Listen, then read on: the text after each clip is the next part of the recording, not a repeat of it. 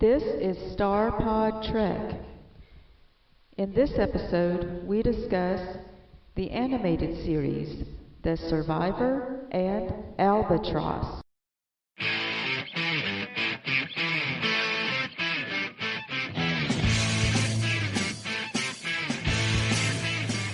Star Trek. We've watched it for years. This is a podcast that explores Gene Roddenberry's vision of the future. Our mission, to explore various aspects of every series, to seek out the motivation and meaning of the human adventure, to boldly go where no podcast has gone before. StarPod Trek. Get ready to receive a transmission of epic proportions from your hosts, Nayar and Kavora.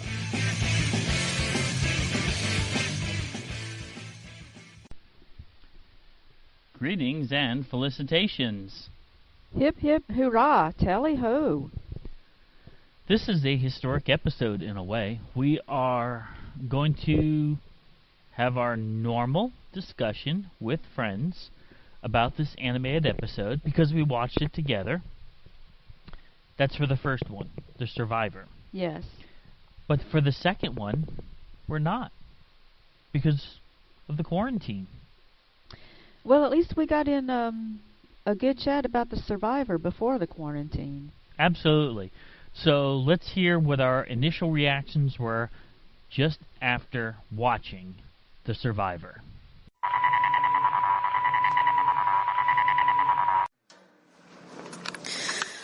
It was a pretty good episode. So I don't think we really learned anything new about the Romulans for this, except that they wear green hoodies. Yes, the green, and they're still using the Klingon designs for their ships. They still didn't go back to their ships from Balance of Terror. They're still using the Klingon designs, and the episode was good. I don't know, the way Anne, the ex-fiance, was acting at the end, does she actually think she might get back with him now or something? They kind of hinted at that. And it was funny at the end because they had the little joke at the end, and then it had that comedy music, too, to cap it off. So that was okay. So it was good.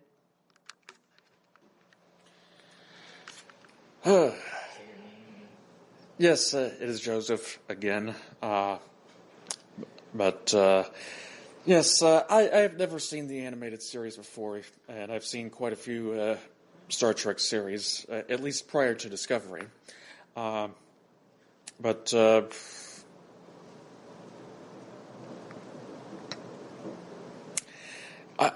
sure what to say about this one. It's left you speechless, huh?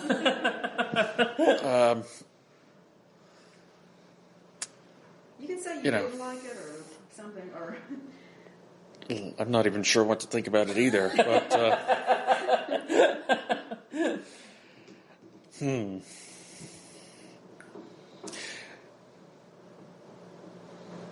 So how did we know that this alien had really had a change of heart and wasn't, planning... How did we know that he wasn't, planning to take more of the crew hostage? Just because he became a deflector shield for a few moments.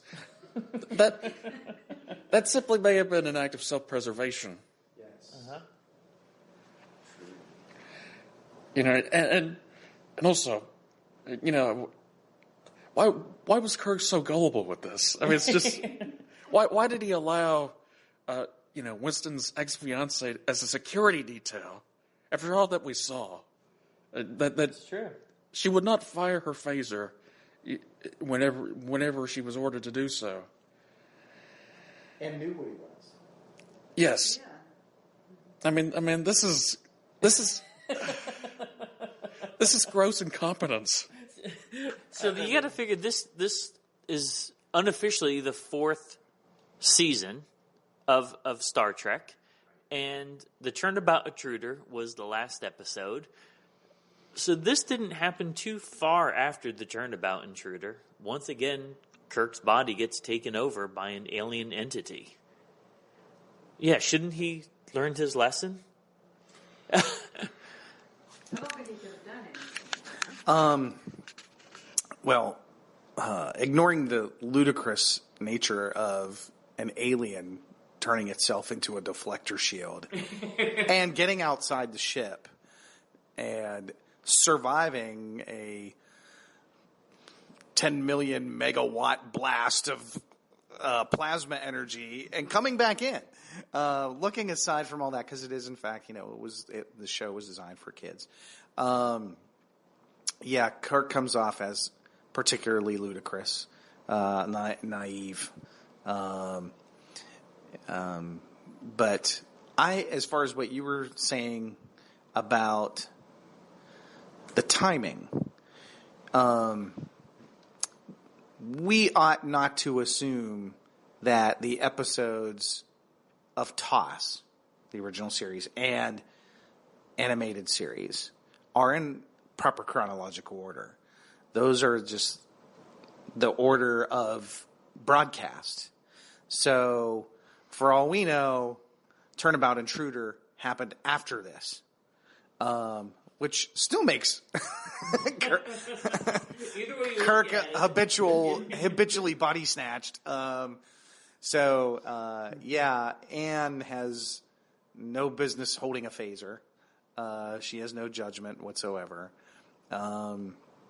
It's hard to believe that by the 23rd century that there wouldn't be a more disciplined. I don't know, what was her job? Did we find out what Anne's what she did? She wasn't security. Something ship services. Okay, but she was armed. Yeah. Well, not until the end, though. She didn't put that phaser on until the end, right? Well, she was armed the first time she runs into him in the hall and doesn't take the shot. And so she doesn't. She's easily overcome by her emotions, which I would suspect would get her written up or put on report. She definitely should not have been his security guard going back at the end of the episode. And the Vandorians are interesting aliens, but I had forgotten that that's what the third or fourth race now that we've seen are shapeshifters up until the Founders. But I had forgotten they had talked about how they were quarantined because they were shapeshifters and had a deceptive nature. And that was it. I don't remember, other than from the pilot, from the cage. I can't remember any other races or planets that were kind of quarantined by Starfleet. Now, they didn't, unlike with the Telosians, where if you went there, it was the death penalty. There was certainly no death penalty for encountering the Vandorians planet, but it's the first time I remember them talking about a world that was quarantined by the Federation. All right. Mark Nacarito, producer of the Romulan War, independent Star Trek film. We have to get your viewpoint of how Romulans are handled in this episode. Well, the Romulans are handled in a typical fashion, which is their, mustache-twirling black hats. They are ready and waiting for the Enterprise to come into the neutral zone. Though you'd think they'd have been a little more aggressive about it. They gave them 5 minutes to, I always thought that was kind of a goofy plot contrivance they always came up with, which is, I need time to prepare my crew for you to take us over. And I'm like, really? No 5 minutes. We will attack now. And everybody put your clothes on. Yeah, everybody, if you're naked, get your clothes on. We don't want to look bad for the alien conquerors. It's kind of goofy, but that happens all the time, though. And I don't think it's just Star Trek either. I've seen it in other sci-fi franchises. So that's kind of weird. What did you think about the way the Romulans were dressed in this episode? Well, it's par for the course. They were scheming and plotting some plan to trick the Federation into breaking the laws. They were entrapped. We'd seen that over and over in Next Gen. They do the same thing. They're always scheming. They're always trying to trick the Federation into slipping up and making a mistake as a prelude to attack. And now I'm thinking of it, you mentioned Next Generation, and so they wore hooded robes in the Next Generation. So it made this is the first time I think we see them wear a hooded robe. Was in animated series, not right. Well, yeah, but on TNG though it wasn't. It wasn't the soldiers that wore the robes. Civilians wore Right, and in this it was actually the soldiers on the ship. We could say it was just the colorblind guy again that made it green. And I just wanted to say, but going back to Anne about the fiance lady, it's typical of Star Trek that when, like on the original series, when someone was in love, they just kind of lost their mind. Look at Marla MacGyver's too, the way she was with Khan, and and even when Scotty fell in love, he would be almost forget his duty because he was only thinking about the woman all the time. Yeah. Mark, what did you think about the use of Klingon ships with Romulan warbird paintings on the ship? So they put some Romulan markings on the D9s. Okay, you just opened up a hornet's nest there because this is something that's been talked about. Like in my film, we have a ship that we had created, that Sam created, called the Stormbird. And the Stormbird, again, takes place during the 2150s. This is the Romulan War era, Archer era. And it has that D7 design. And I've gotten a lot of grief from people from people saying something like, wait a minute, the Romulans can't have a ship that looks like that. They stole that from the Klingons. And that's not actually. It's stated that there was a technological exchange. So that's what we understood, right? Yeah, from the series. Sure. So here's my premise. My premise is that here's the overall. Here's how, and it doesn't violate canon. You may not like it, but it doesn't violate.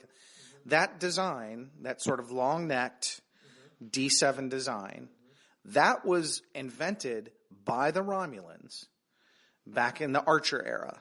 And it was the Klingons that stole the design idea from the Romulans, improved upon it, and created their own D7 ships. And when we see the Romulans using it again in the original series, and it's mentioned that there's been a technological exchange, that means that the Romulans made some improvements that the Klingons came up with and put it back on their ships. Here's my overall theory on this, and people could argue with me on it, and that's fine, is the Klingons value war and conquest. They do not necessarily value innovation for innovation's sake. And I would surmise that most of the technology that the Klingons have is because they took it from other people. The Klingons never invent anything new. They simply take what other people have, reverse engineer it, and make it cooler. The only thing that we can substantively say that the Klingons invented in the entire history of Star Trek was a bird of prey that could fire while cloaked. And that doesn't mean that they invented the cloaking device. It just means that they figured out a way to tweak a cloaking device they took from somebody else and were able to fire a weapon while cloaked. So, that's the whole Klingon culture is of conquest.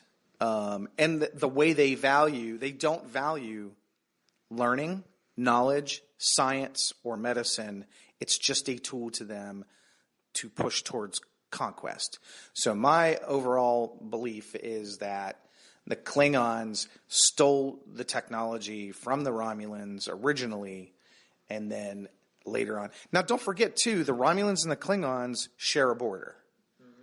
And so, since they are both colonizer nations, it's likely that the Klingons and the Romulans have been fighting for off and on for centuries. There's no reason. We know that they did in The Next Generation. They were talking about how the Klingons, I mean, that's how Worf and Narendra 3 and yesterday's Enterprise, it was a Klingon, the Klingons sharing a border with the Romulans and reunification and stuff like that. So there's probably going to be stolen technology. There's probably going to be a time where the Klingons are in a war with the Romulans and one side steals technology off the other. And I'm saying it's probably the Klingons taking ideas off of the Romulans. And so I don't necessarily, when we saw the animated episode, I would argue that is in fact a Romulan designed ship. And that the Klingons have been using the Romulan design and stole it from them years earlier. But it's interesting. It doesn't violate canon. It just might not be something you think makes you like, but.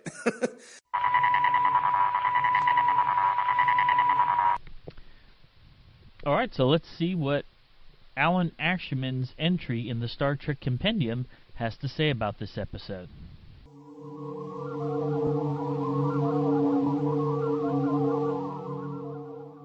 The Survivor, written by James Schmerer.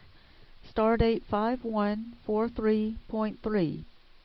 Philanthropist Carter Winston, missing for 5 years, is discovered aboard a damaged one-man craft. In a reunion with his fiancée, Lieutenant Ann Norred, who was stationed on board the Enterprise, Winston states that he has changed and can no longer marry her. Winston is actually a shape-changing Vendorian who assumes Kirk's appearance to bring the Enterprise into the neutral zone, where Romulan vessels quickly surround the starship. The Vendorian is a Romulan spy, but because he absorbed so many emotions and recollections from the real Carter Winston before the man died, he cannot allow Lieutenant Norred to die. The alien transforms himself into a deflector shield and saves the Enterprise.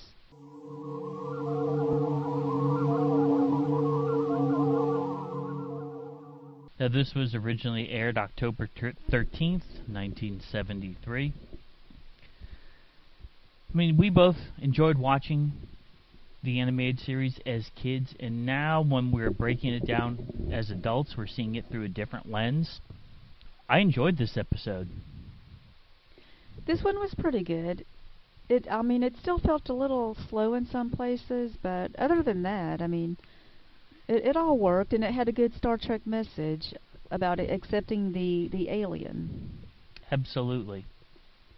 This episode features a rare guest appearance, because we know that the animated series, in order to cut costs, they would use either Majel Barrett or Nichelle Nichols or Jimmy Doohan to do various voices.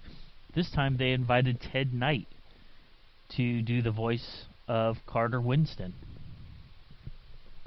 And it didn't sound like Ted Knight of what we're normally used to hering him as. So he disguised his voice in a way. It was very different, but he did a good job. And I understand that they had been trying to get him, and so they finally got him for this. James Shermer, the writer of the episode, wrote for Chips, for Vegas, for Fantasy Island. But because the animated series was debuted during a writer's strike, they were able to get writers to write for animation. Because if you were writing for a live-action show, it was a different... whatever the terms are for it. I don't know what the terms, but it's credentials, I guess. Whatever it is, it's not considered writing for television if you're writing for animated. So, that's curious in itself. Didn't have a Star Trek background, but had live-action television drama background. Yes. Oh, that's right. I think they did say he was the first one that didn't have a Star Trek writing background. Mm-hmm. But it was pretty good that they got him, and yeah, because the writers for cartoons, yeah, it's a little different, but still a lot. I mean, I'm sure a lot of writers went back and forth between them because I mean, Sure. who else could, like, you don't exclusively write for cartoons. I think there weren't really enough back then. Mm-hmm.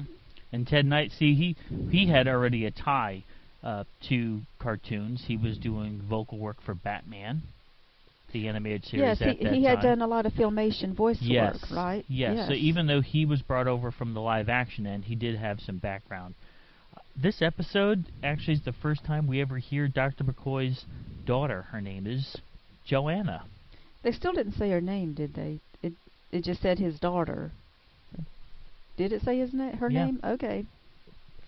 I know she was. I mean, they had come up with a name for her back during the original series. Absolutely. And she was supposed to be in an episode, but got written out, and they thought maybe they'll bring her back. Maybe they'll have her in the 4th season, but then there wasn't a 4th season. Mm-hmm. This episode also brought back series regular, the Cation, Lieutenant Mires, voiced by Major Barrett Roddenberry. I love Mires. When I think of the animated series, I think of one of the highlights is her and Arex, 2 new characters on the bridge. New characters, new races that we had never seen on Star Trek. Mm-hmm. And Mires was actually, well, this was her first time, mm-hmm. her first appearance on Star Trek.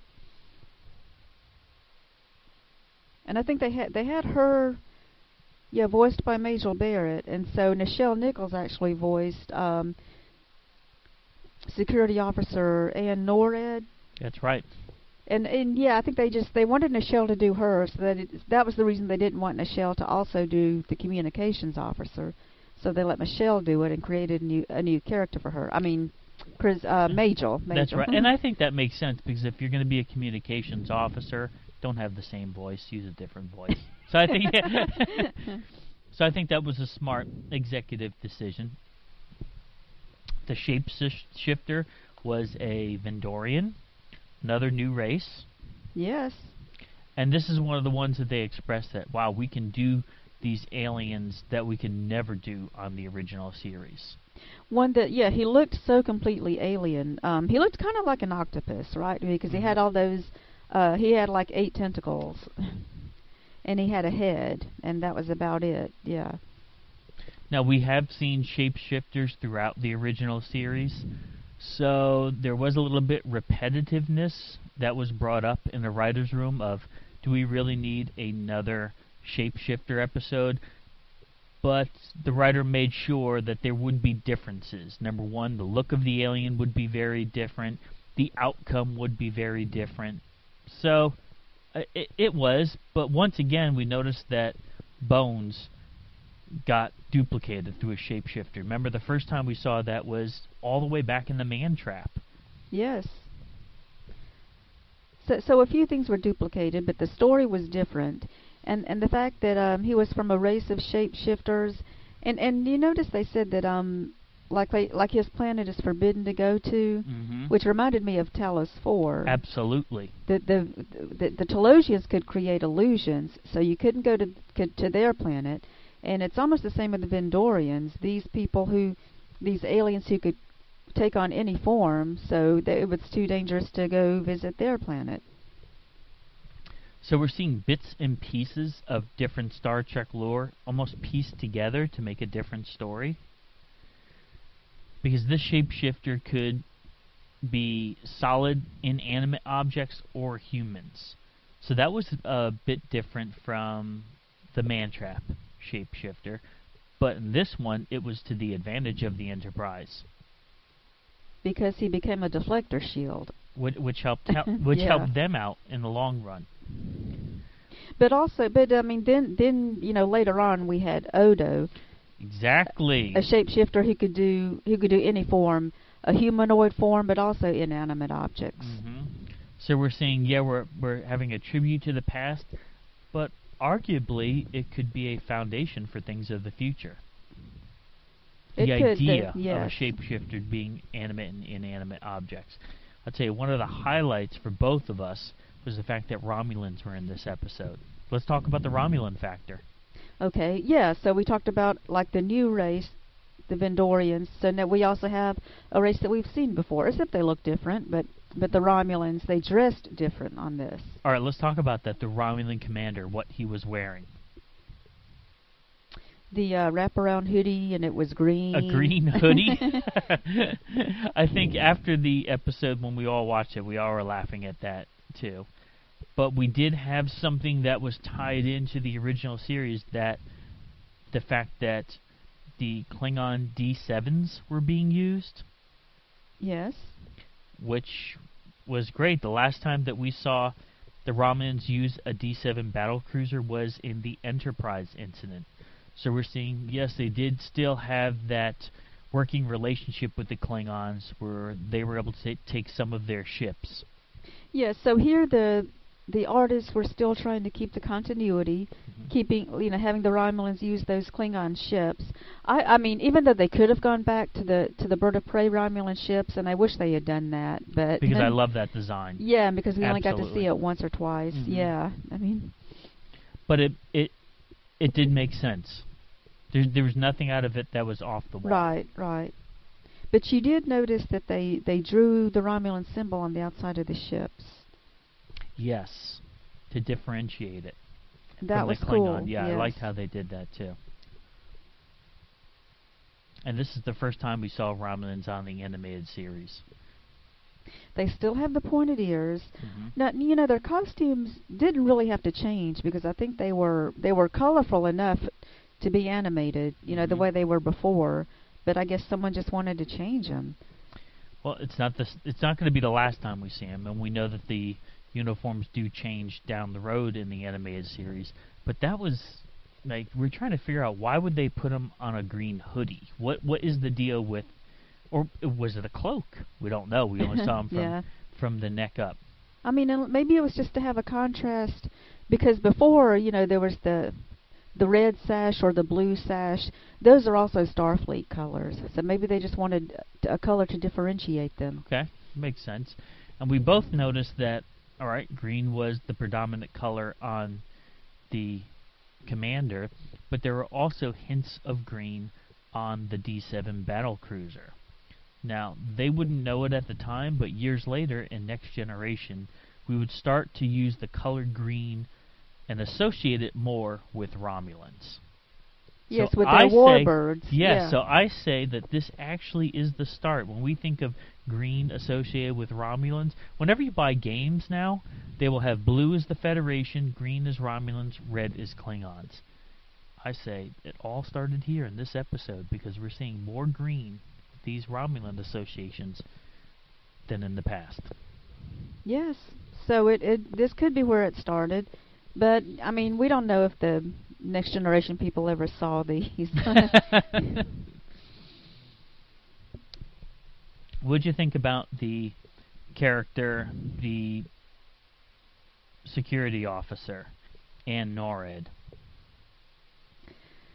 Well, she was, typical for the original series, the way, like, someone would fall in love and then and not really be clear in the head. Years later, but do you remember that happened to Christine Chappell too? I know, yes, and strange that's what made me think coincidence. of It was also what are little girls made of, right?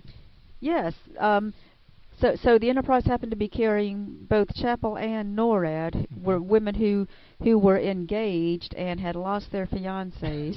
I mean, very strange and coincidence. Years later, I can't believe it. I'm still in love with you. I would have said, what? This is crazy. You leave me for all these years? I don't understand those type of relationships, especially in Starfleet. Right. It's very bizarre. It must have been something, the way they wrote people back then. Yes. Very strange. But to have it twice. I thought it was our Christine Chappell because I love that episode. And Christine shook it off real quickly. And NORAD, she was still falling for Carter Wilson, though. She was. Or Winston. Winston, yes. Yep. But she got a little better toward the end. Yes. So, yeah. But it was good to have a security officer that wasn't just a nameless red shirt. Right, and didn't have to be a man. Didn't have to be a man. I think she was actually the first female speaking security officer. I would say so. And also going back to Carter Winston too, his character was good. Okay. Yeah. When I was a little kid, and I would see the episodes with Kirk with the green tunic on, it would throw me off so bad because I'm looking at it saying, I don't get it. Why is he wearing green now? Why is the emblem on his belly, not on his chest? Oh, yeah. We could say it enhances canon. Initially, we could say it goes against canon, but we could actually say it enhances canon. Could that be the casual uniform Captain's uniform? for Captain's uniform? Because well, the thing is, Kirk wore that early in the series. Well, I mean, if you watched it in order, which Sure. we probably didn't see the first season first, but I mean, but Oh, when we were but kids, he was, no. It yeah, was just on but, whatever it was on, sure. But I mean, yeah, I mean, so it's okay to think that. As far as I think they did an excellent job with using the D7s and painting little wings on it to indicate that it was a Romulan D7. Well, something else too about the Vendorians, because Spock said they, as a race, they have a predilection for deception. Mm-hmm. But then the one that we met that impersonated Carter Winston, he said he spent so much time with Carter that he took on some of his characteristics and was no longer, he didn't really like being deceptive anymore, and he actually could be more empathetic to the Sure. people. And that's why he suddenly changed against the Romulans, Mm-hmm. and decided to help the Enterprise instead. And I think that had something to do too with Carter's love for Anne. Mm-hmm. That he just took on more of Carter's characteristics and maybe developed a little more feelings for Anne as a friend, and wanted to save her. It totally makes sense.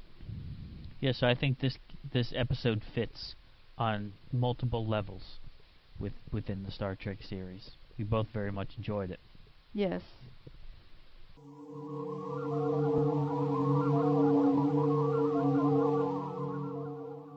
So let's talk about outside references towards this episode, starting with Alan D. Foster's rendition. We love reading these Star Trek log books, and this episode is featured in Log 2. As we know, Alan Dean Foster, he expands upon the episode.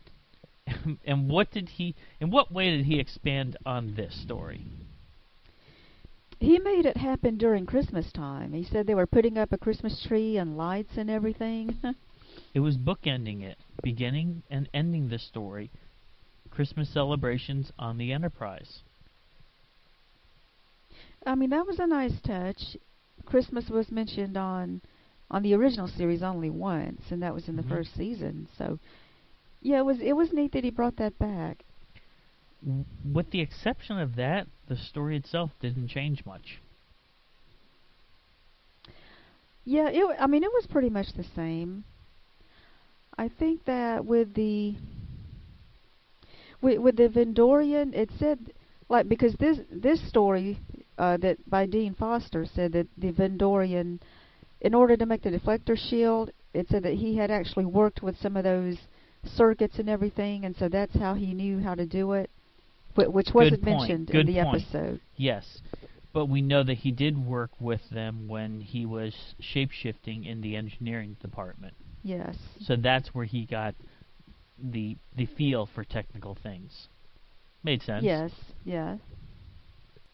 And I think the novelization also talked more about the Vendorians, about the time that it didn't have a flashback to the time that that this Vendorian actually spent with Carter Winston, and about how. Let's talk about it. Okay, I mean he's basically the one that was his caretaker for a year, not any of the others. Oh, and he actually said that he was an outcast among his people. Mm-hmm. So a little more. So that being said, he being an outcast among his people, was he too virtuous? Was he too kind? Based on Mr. Spock's observations of his species in general? I mean, not too kind for us, but too kind for them. For them, that's why he was an outcast? We could speculate on that. We could, yeah. I mean, and I think the two of them were probably alone a lot because no one else really wanted to have anything to do with them. Mm-hmm. And I know he said something that made himself sound better, like that he was somehow he took on, like, if he took on Winston's form, it was more as a compliment. He kind of saw it that way. Mm-hmm. Yeah, reading the blogs really do add more to the story. Yeah, I mean, because it was actually, there was more in it than what we saw on the actual episode. And also, we just have to mention Carter Winston was in the book The Final Reflection too. He just made a small appearance in that book. So sometimes these writers pick up characters and reuse by them. John Ford. Yes, yes. And I read that years ago, and I don't think I picked up on the name, and if I did, I didn't make the connection. Yeah, it was an obscure name. Mm-hmm. Yeah, just on one episode of the animated series, yeah. Yeah, that's great.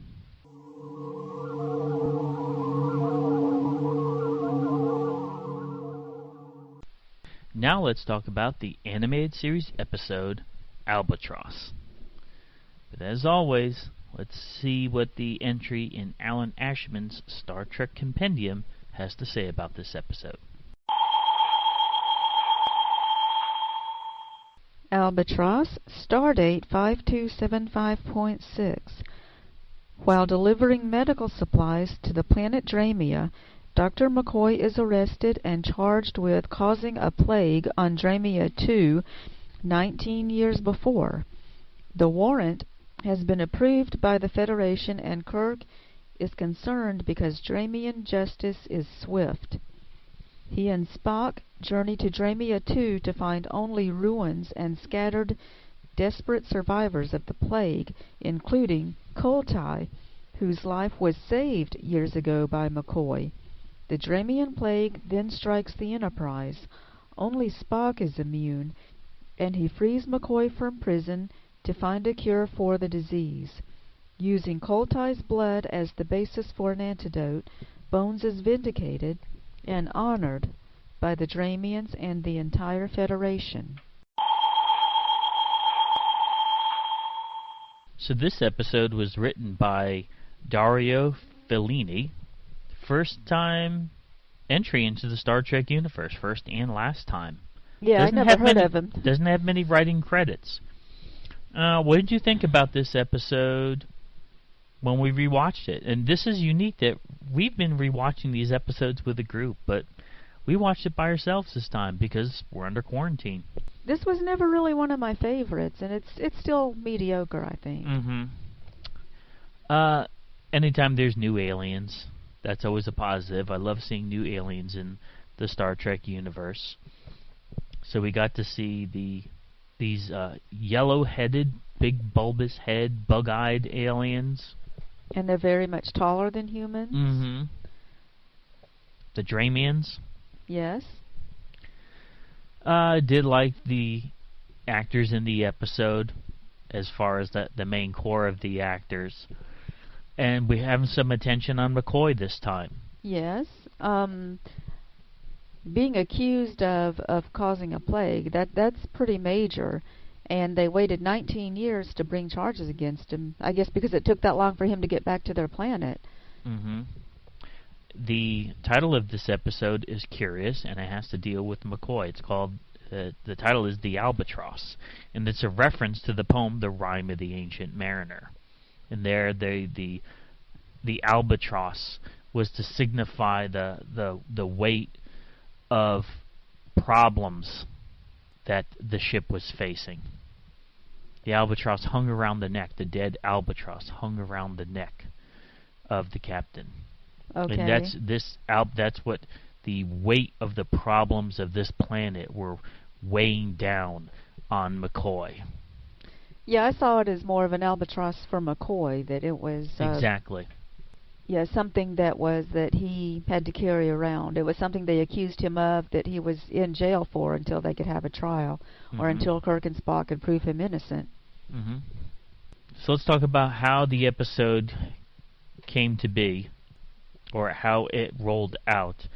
They were given this edict. The Enterprise was given the edict to give forth McCoy, and McCoy didn't see any reason that he would be accused of such a heinous act of mass murder via a plague upon the people. But he did willfully go with them. Do you think that coincides with McCoy's character as we saw him on the Enterprise in the original series? I think it does, because they it said that they had the legal warrant for his arrest, and they said that Starfleet had approved it. Mm-hmm. That I thought was strange. I thought that was strange too. Why would Starfleet get involved in that at that point? Because this wasn't one of the Federation's planets. But anyway, just because of the way they presented it, and McCoy wanted to go according to the system and do what was right, so that would be to let them arrest him until they had a trial. Absolutely, he felt he was innocent, so he more than likely didn't think that it would last that long. It's interesting about the illness. One of the things that it did to start out to show that one was inflicted by this plague is that they would change colors. Yeah, that was important. And for a cartoon, you can see why they would write it that way, because color is very important to cartoons, and it would be something easy they could do, having just the people change skin color. I was thinking the same thing. It's one of those things that the visual impact on it was very unique for this medium. Now, they ended up going underground, and they found an inhabitant, Koltai, and he was willing to testify in defense of McCoy. Yes. Now, this was on another planet. This was Dremia 2. Mm-hmm. And apparently that's the planet where the actual plague was. Which I thought that was interesting. Planet. I think it was interesting that they showed that the plague affected the planet in such a way that everything was a wasteland. Yes. But finding the survivor Koltai, and then he immediately recognized the name McCoy and said, "McCoy saved my life." I mean, yeah, that's great, and that sounds more like McCoy, right? Someone who actually knew him was able to defend him. The other people that were accusing him never knew him. Mm-hmm. And the entire time we're watching this, we're thinking about, because we're under quarantine, and whoever finds a cure, hopefully a vaccine, who knows, of COVID-19, will they be as famous as Dr. McCoy was? Oh, who knows? No, I don't think. Yeah, we don't really. Like in modern day, we don't do that. Become famous. No. Doctors. I mean, not medical doctors. Not as often. No. That's one of the things. Like, oh, Dr. McCoy. Yeah, he's the one that saved us. And we're like, that's curious. The only ones amongst the crew that's mentioned that are immune to the plague are Vulcans. Of course. They had to say that right at the beginning, so that when everyone on the ship got the plague, then Spock would be the one who could save them. Mm-hmm. I mean, that's fine, because someone had to. Spock always saves the day, Yeah. or more often than not. Spock has to break McCoy out of jail to bring him back on the Enterprise to work on a cure. And Kirk came to the conclusion that because of pigment discoloration, that there was a spatial aurora, or I should say that the spatial aurora caused the pigment discoloration. Yes. So now, because of this, we're saying, oh, wait a second, the discoloration is not because of the plague. Now McCoy has the data that he needs to further research this in the right area. I mean, what do you think about that? Yeah, they made it fit just because the aurora, you see the colors in it, and you know that's the colors that the people with the plague change. You know, that they change into the same colors as the aurora, and that was it was noticeable while you're watching it. Okay, yeah. So that was a twist on, okay, this is what the piece of information that Dr. McCoy needed to feed into the computers. And then guess what? He finds the cure. I mean, does it seem like he said so it's going through the aurora that causes the plague. So they should just not go through it. Exactly, just don't go on. Yeah. Yeah. So it wasn't something that he caused or he put through there, or he lack of skill on his part 19 years ago. But it's funny watching episodes like this while we're in quarantine, because Star Trek made finding cures to things so easy. I mean, it always happened during an episode, even though Yes. there's no telling how much time passed there. It could have been, days or weeks. But to us, it looks like, it happened within 22 minutes. Yeah. Yeah, like you said, it was an all-right episode. Not one for the record books. And so one thing I read about was what they threw in for the children, just to get something educational, was that or to learn values, was that the people on the Enterprise were interested in curing the Dramians once once the people on the Enterprise got infected, but also the Dramians, the one Calto that wanted to defend McCoy, but then he got the plague too. They wanted to save him. I mean, not just to save McCoy, but because they wanted to save all the Dramians. Yes. So it's this humanity that we like about Star Trek. Yes. That they have a desire to save all living beings. Mm-hmm.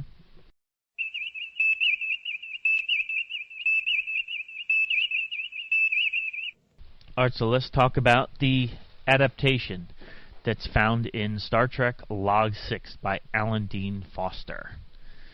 What I did oftentimes I read the adaptation after the episode, but this time I read it before watching the episode. And I noticed that they didn't... Alan Dean Foster did not describe the aliens in detail. All he said was they were taller than humans with bug eyes. Which I was hoping that he would flesh it out a little bit more, so that in my mind's eye I can figure out what the alien looked like without seeing the episode. So I always say the Alan Dean Foster adaptations are more detailed and you get more out of it. With regards to the aliens, not so much. He probably did it on purpose because the aliens look too cartoon-like, and he just... In some ways, it's better to just have it in to make up the imagery in your own mind. Mm-hmm. What else did you think about the adaptation? Okay, one thing that was very noticeable was the way they spelled Dramia. The main planet Dramia was Draymia, and then when they went to Dramia 2, they took out the Y. It was Dramia. And that book we have on the animated series, it just uses Dramia without the Y for both planets. What's this book the called? Official Guide to the Animated Series by Yes. Aaron Harvey and Rich Shapis. Yeah. Okay. I love the graphics in this book. One of the things that I love about the entry in Albatross is it shows sketches of Coltai and Dramians and ideas for Dramians that were on the table. Some had low-lying legs, some were more hunched over, different costumes, different colors, pigmentations. Fantastic book for lovers of the animated series. But one of the things that I very much liked about the adaptation, the Alan Dean Foster, yes. the Alan Dean Foster one, and pretty much the story, there wasn't much that he added to it. Sometimes he adds layers to the story. There wasn't so many things added to it, but he did add the awards ceremony at the end. That was interesting. Yes. That the people of the planet gave an award to Dr. McCoy, and Kirk and Spock were there. They were all in dress uniform. So they didn't just ride away into the sunset. There was formalities acknowledging what they did for the planet. And also at the very beginning, where they had Sulu fencing, and he was using... his opponent was something that Scotty had created. That's a good point. Yeah. Was it like a right. holodeck character or something before there was a holodeck? That's right. So it showed like there was that technology, because there was an animated episode that geared towards what we would consider the predecessor to the holosuite. But the scene that they added, I mean, not just that, but the idea that Sulu and Scotty both had injuries. Mm-hmm. And they said something like that the captain would be mad at them if he found out they got injured from their extracurricular activities Sure. or something. I was like, I don't know. You know how O'Brien got injured all the time on the holodeck? And then, I mean, I don't think the captain would have really been that upset, but anyway. Good point. Yeah. So I'm glad that we did what. I'm sorry, you were saying? And also, I think the book really explained the disease more, or it said that that's right. His adaptation said that it wasn't really the plague. The changing of colors had nothing to do with the plague. That was really that was from going through the aurora, and the plague was actually caused by a separate virus. Mm-hmm. I mean, that was interesting that he threw that in, but I thought it was a better explanation. Now, since I read the book first and then watched the show, I already had that planted in my head. Yeah. So which they didn't explain it well enough on the show. Right. So the way he explained it in the book was better. Mm-hmm. It was more detailed, and it was like it was a neat twist. Yeah, I mean, if you watch the show and then read the book, and then it's like it's a twist on the story. Like, so it was different. The aurora didn't have anything to do with it. Okay. Mm-hmm.